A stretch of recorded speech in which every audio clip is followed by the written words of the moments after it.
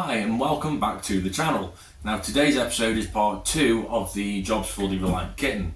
Now in today's episode there will be a handful of jobs which will be consisting of the headlight to get the moisture out of. We will also do the expansion bottle, the top plate for the carb for where the fuel goes in on the float bowl, as well as getting the oil gauge all hooked up to the engine and getting all that functional. So make sure you give it a like and follow, and please subscribe if you haven't already. That means a hell of a great deal to me.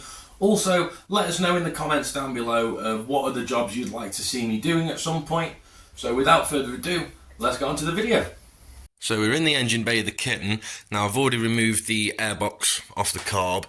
Now we can see down there that there is discoloration and bits of fuel on the drip tray, so it's obvious that this is somewhat overflowing and chucking oil down onto the drip tray. This is an easy job. It's just your 3 screws, so 1, 2 and 3. This top cap will come off and then we'll replace it with one that's got a overflow pipe that's coming out of the top there. As you can see with this, it's only got the single pipe on it, which is just the intake for the fuel, and there is barely even be able to see, but there'll be a tiniest little dot underneath that will just let the overflow out. Now the trouble with that is obviously it will spew it all over the place. There's no line for it to travel through and dump the fuel safely. That's going to be the first job, and an easy job. The expansion bottle, we're going to probably put it just over there and hook that up to the top of the radiator cap. Right, okay, so this is a part that we're going to change. Now I have one here already, and you'll see on this one there's 2 pipes in this one. So you've got your main fuel coming in, and then this one is your overflow. So because this doesn't have one, we're going to put this one on. So if it does have an overflowing issue, then it's going to send it through a hose down to the bottom of the engine somewhere where it's not going to tip over the engine or, risk catching fire or anything like that. So let's swap that out.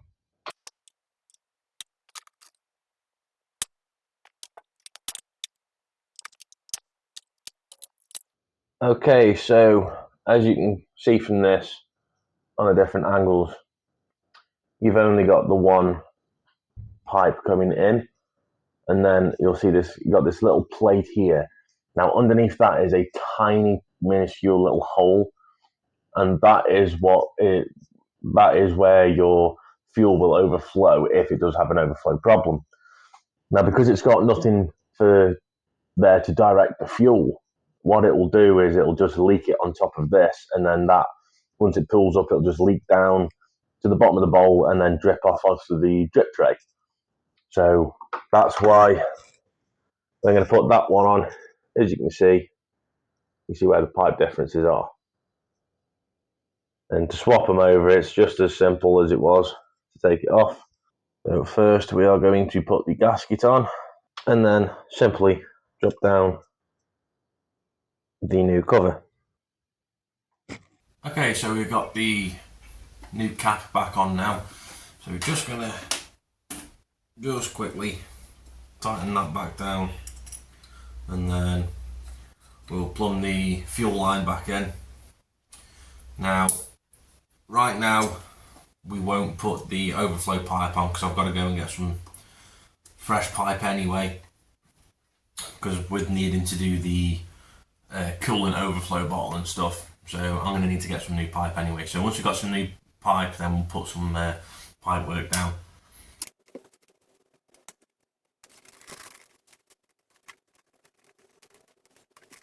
Bit of discoloration, a bit of overspill fuel on the drip tray, so we're just going to grab a cloth and get that cleaned off now for him. That's much better. So there you go, that's your cap, and you can see, so that will be the overflow pipe. So we'll run that down the back of the engine just in case there's an overflow problem.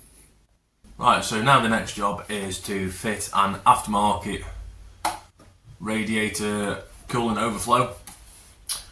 So first job, because it's not the standard one, so obviously it won't fit on this bracket. So luckily enough it comes with a new bracket, so we need to get that fitted onto the car. Now these are riveted, so there's 3 rivets, 1, 2, 3, and this has bolt holes. Now we're not going to bolt it because that's going to be awkward because we can't get into the wing. First off, let's get this off and then we can figure out. So to take the rivets out, you just simply drill the heads off the rivets and knock the rivet through.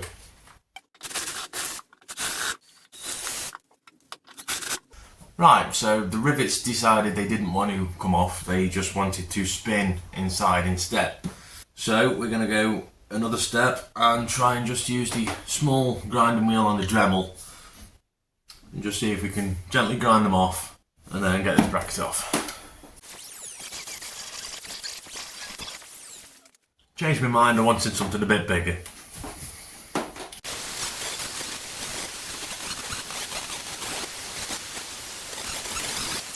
So once you've got the heads off the rivets, they are as easy as just popping them back through. So you can use a little dot punch or a little thin screwdriver might work. You've got knocking around. Just give them a tap through.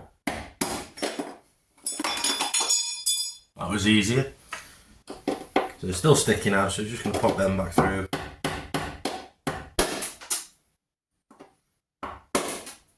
Simple as that. So when it comes to putting something back on, something like this, obviously we're going to have to take some measurements. Now, if we put the bracket back where the old one came from, then she wouldn't be sitting right. So if we just had a look, so the bracket sits about there, then you can see the obvious problem. You're not going to be able to shut the bonnet. So we need to measure up and see where I want it to sit. So down here, you won't see from there, but there's a nice little flat spot at the bottom. Now it'd be nice if this kind of sat roughly around that kind of area. It'll kind of make it look like it was supposed to be there. Now we don't want it sitting on the bottom because there might be a bit of rattling or it might just not seat right. So what we're going to do to make sure that doesn't happen, we're going to lift it just slightly. So I'm just going to use a piece of plastic, something I've got, just to sit down the bottom and have that to sit on. Now that'll give us plenty of room to work with. So now what I'm going to do, I'm just going to set it roughly where I want it to be. I'm just going to give the body just a quick little bit of a scratch. Right, and that's where I want the top of the bracket to sit. Now what we're going to do is, because I couldn't find any of the little plugs for the screws to fit in the body, so what I've done is I've drilled it for take some rivets, so 2 little holes on the inside. I've staggered them as well, so it kind of takes the rock out of it.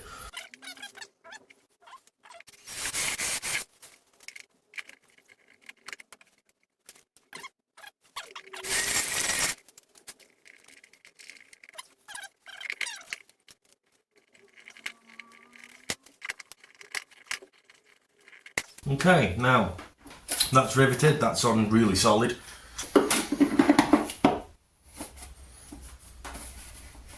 That actually looks quite tidy, quite happy with that. Now what we're going to do is, once we get some new hose, we're going to hose that up one side to the radiator and the other side we will probably just loop that down here somewhere, just so we don't spill it into the engine bay if it was to overflow. That was a nice easy job, even though it was awkward getting the holes in, but we did that easy enough. Okay, so now we move on to taking the headlight out of the kitten. There's some sort of seal issue going on where we're getting moisture inside the headlight.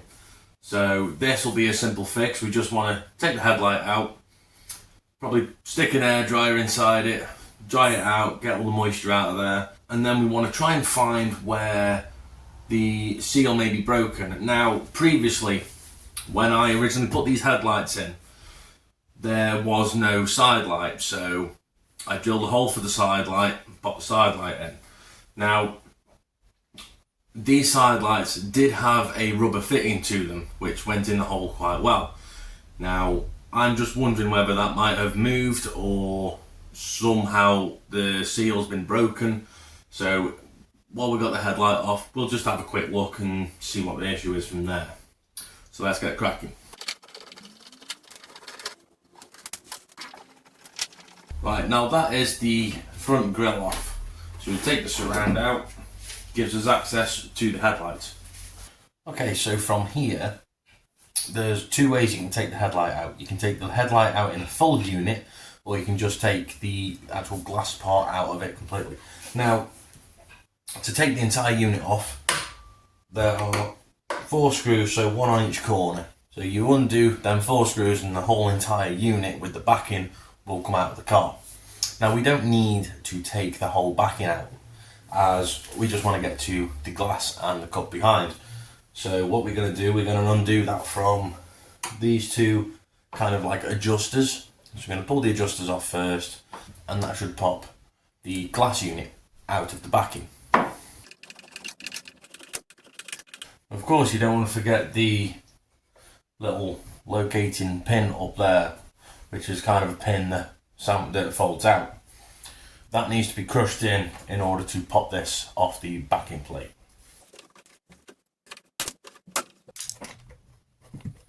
So that's how you take the headlight unit out of the backing plate. So if we just unplug the wires from the lights and just have a quick look.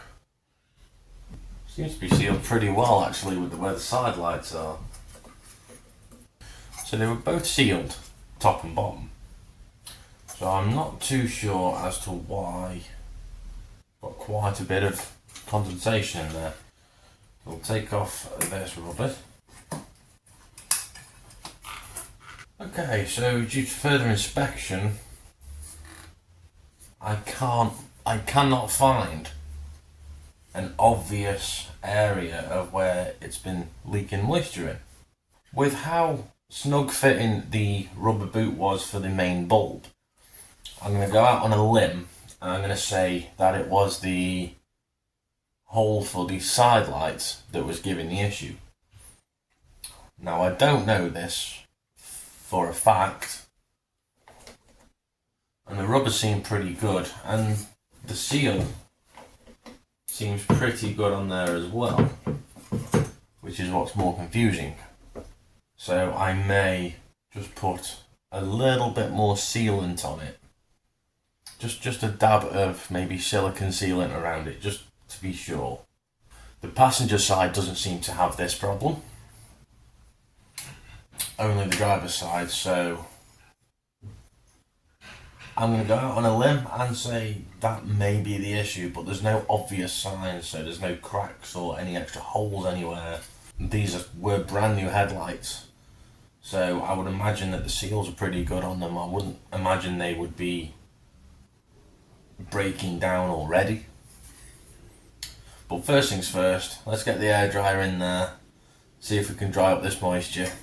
But the only way we're going to find out whether that works is obviously to drive it in a heavy rainfall and then see if we get any more water or moisture inside the headlight unit. Okay, so now we have stolen my good lady's hairdryer. Don't tell her, because if she sees this she'll probably kill me. So what we're going to do is we're just going to turn the hairdryer on, aim it inside the light, and then just try and get some heat and some air in there. And what that will do is take out any moisture that's inside and hopefully dry it out. So let's crack on with that and get the moisture out of this headlight.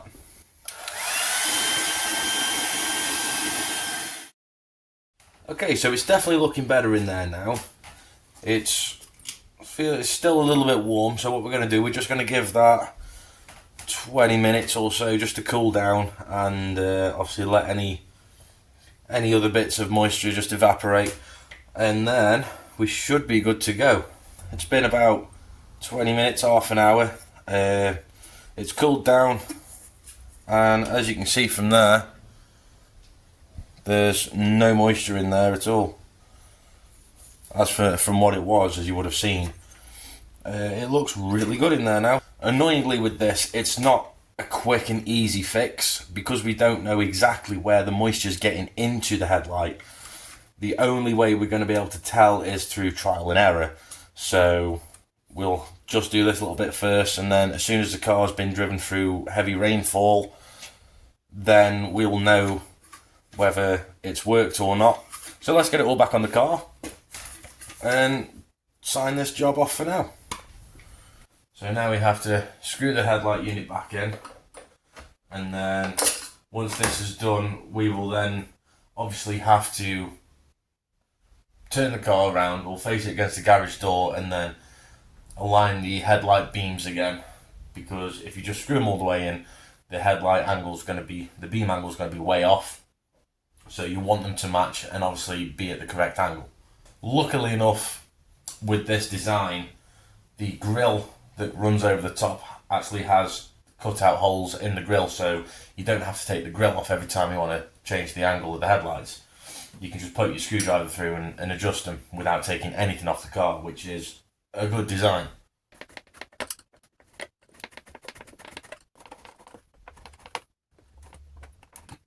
Now, a top tip for taking these out and putting them back in for the alignment would be, when it comes to taking them out, if you've already got your headlight aligned to the correct position that you want it, what you could do is take a small ruler and just measure from the back plate to maybe this front plate here, and then that'll give you a distance of how far that part of the headlight is coming out from. So when you take it off, you go to put it back on, you just tighten them back up to your original markings, your measurements, and you should be good to go. You should be at where it was before you took it out. Now when you put your headlights in, it's important to notice there's a little piece up here, and it's like two pieces of metal. So when it fits through the hole, you just open them up slightly, and that holds the headlight in position, stops it bouncing. So once you've got your light in, you just need to, you can pop a small flathead screwdriver in there just to pry them open a little bit. Don't go stupid with it. You haven't got to really open them up, you haven't got to fan them out, you've just got to open them a little bit just to stop the light from coming over it. So just pop that open, just as easy as that. So now that's locked in position, so now we can put the grille on and then get this headlight angled correctly to where we want it to match the other side.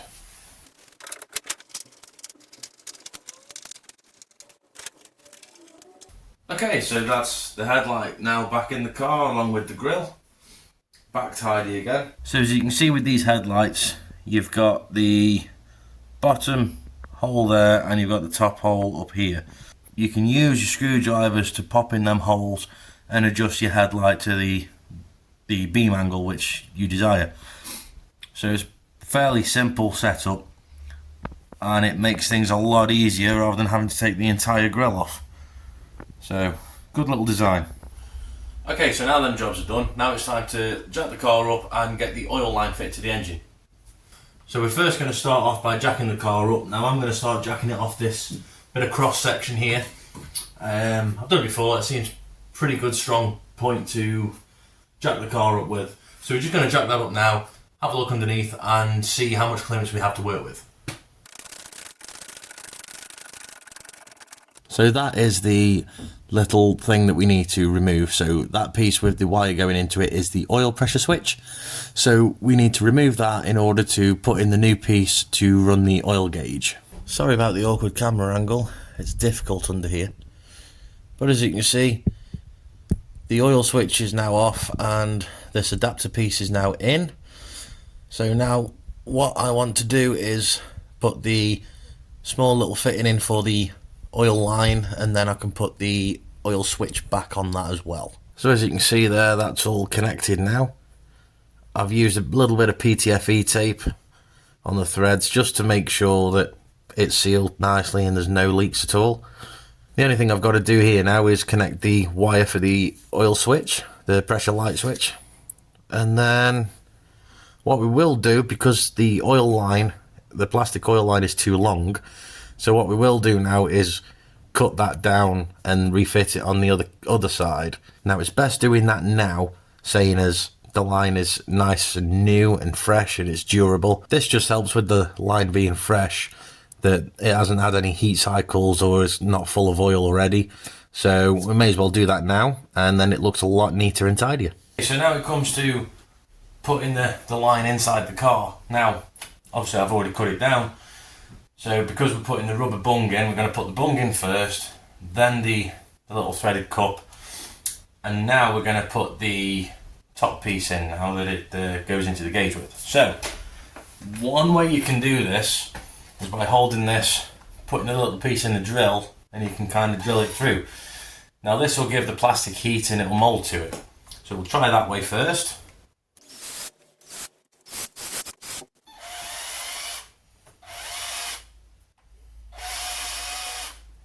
So that's done, and as you can see, that's gone on pretty nice and snug actually, all the way up to the top. That's going to make sure that's a nice tight fit. And there we go, line's ready. So now we're ready to drill a hole through the firewall for our oil gauge. Now I'm thinking possibly go here somewhere, because that is the fixing for the plastic guard that goes over this. So because I want the oil line running through under here, I want it to be hidden so you don't see it. So we can see the outline of the plastic here. So I'm going to try and drill a hole somewhat around this location to go through the firewall into the engine bay, and then tidally route it down here into the oil pressure switch, which will be underneath the fuel pump down there. So I'm going to try and drill through that for the oil line, and we shall see how that goes. Okay, so now we've drilled a hole there for the oil line. So if we have a quick look at this now this is set, that will just fit through there quite nicely. Now the reason we've done this is because if we needed to take the oil line out, we can do without having to take the little adapter off at the top. Makes life a whole lot easier. Okay, so now the oil gauge is completely finished and we've got the oil line hooked up to the oil gauge. If I turn the car on now and try and start it, you should see that the oil light should still come on and there should be pressure in the oil gauge. Let's get that ready. Okay, so we have an oil light.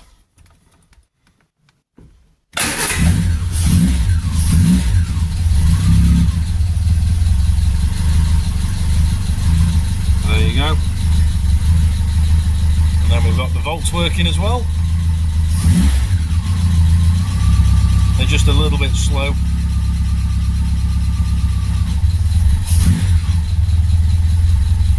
There you go, volts working, oil pressure's working. Everything's working now on the dials. Wonderful job. Now it's just a time of putting all this back together now. Winner. Okay, so now we've got all the dashboard completely finished and we've got the oil line all hooked up and set in and tested. Now we will be going ahead and installing all the center console. Now I've put it in reverse already so it's easier to pop the cover in, and we're going to pop all that together right now.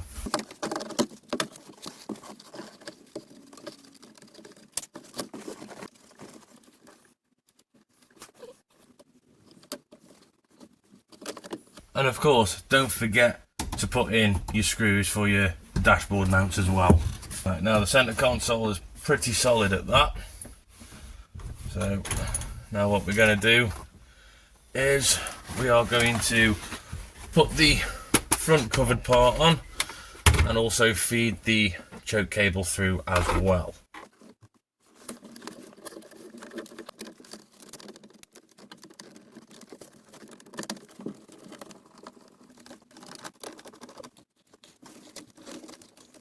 And of course, the finishing touch, the gear knob.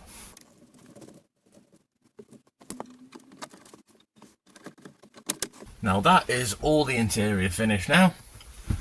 So all we've got to do inside now is just give it a quick clean and a quick hoover up. But as for the dashboard and the centre console and everything, that's all finished now and is looking really, really nice and tidy. So that is the end of this video. Now if you've liked what you've seen in this video, please leave a like and don't forget to comment down below. Let me know what you enjoyed most about this video and also what other jobs I could do in the future that might help you guys out. Join us next time for part 3, and don't forget to hit that notification button to let you know when the next videos drop. So with that being said, it's time for me to bagger off, so I shall see you in the next one. Keep your shiny side up. Take care.